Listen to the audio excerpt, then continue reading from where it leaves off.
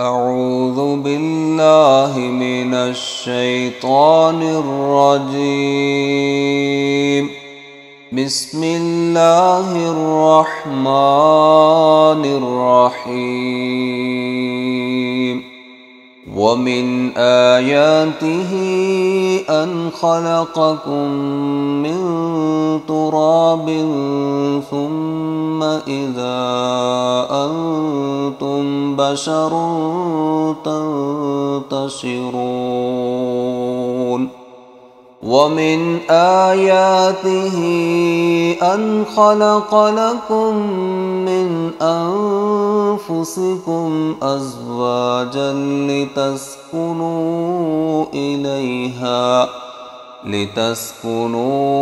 إليها وجعل بينكم مودة ورحمة إن في ذلك لآيات لقوم يتفكرون.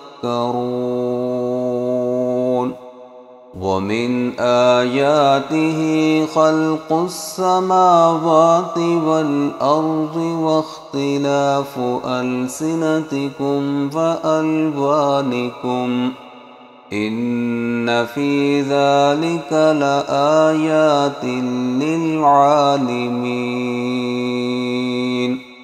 ومن آياته منامكم بالليل والنهار وابتغاؤكم من فضله إن في ذلك لآيات لقوم يسمعون.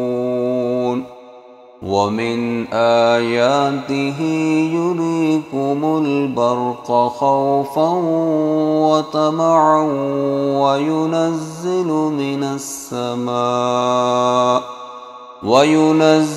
من السماء ماء فيحيي به الأرض بعد موتها إن في ذلك لآيات لقوم يعقلون.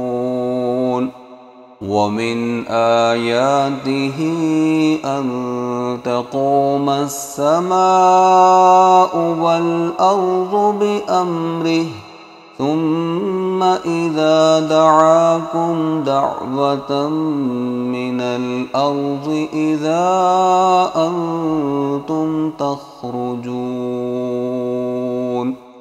وله من في السماوات والأرض كل له قانتون.